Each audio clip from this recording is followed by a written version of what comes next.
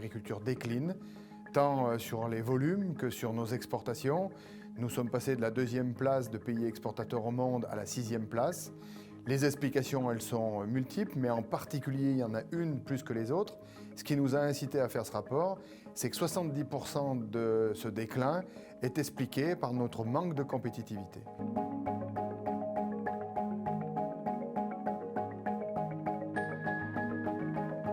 Pour faire ce rapport, nous sommes partis sur l'analyse de 5 filières. 5 filières qui correspondent à l'alimentation en général de tous les Français.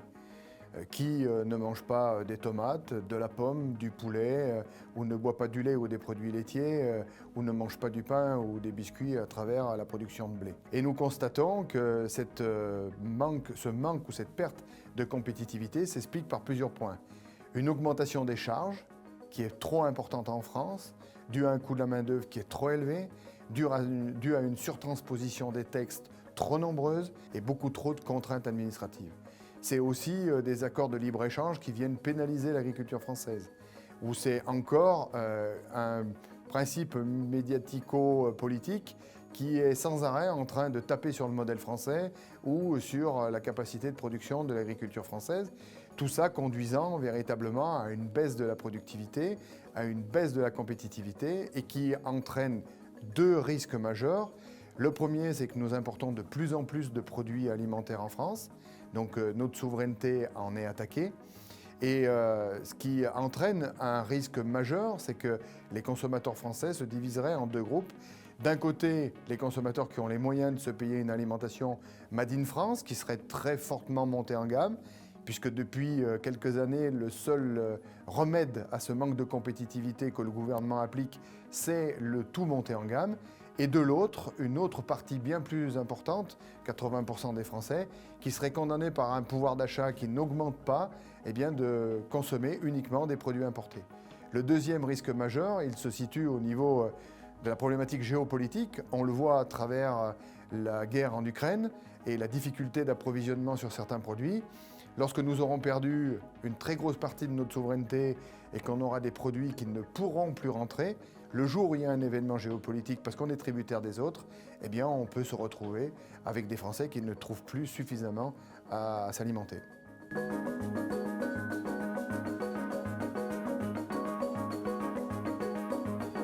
L'exemple de la pomme, où on avait 700 000 tonnes de pommes exportées il y a encore 10 ans. Aujourd'hui, on n'exporte plus que la moitié, 350 000 tonnes. On importait 100 000 tonnes de pommes il y a 10 ans, on en importe plus de 200 000 tonnes. Tout cela, pourquoi? Parce que nous avons tellement monté en gamme que nous faisons une pomme parfaite, qui coûte trop cher, qui est à 1,18 € de coût de production, alors que la pomme polonaise est à 53 centimes, donc 2 fois moins cher que la nôtre, et ce qui fait que les marchés à l'export ont quasiment tous été captés par la pomme polonaise au détriment de la pomme française.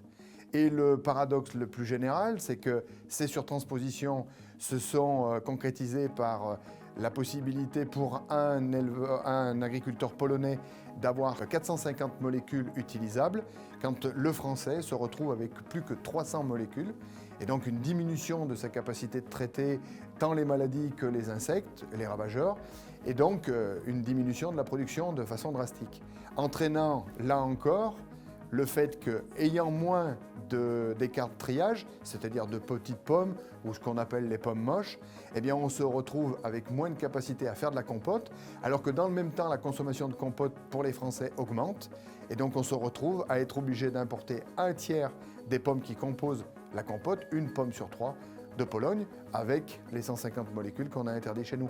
Donc à se mettre autant de barrières, à se limiter autant sur notre production, non seulement on a une culpabilité naïve parce qu'on fait rentrer des produits qui viennent de l'étranger pour compenser ce qu'on ne produit pas, parce qu'on a tué la filière, et de l'autre côté, on mange à travers ces importations des produits qui ne sont pas normalement autorisés chez nous.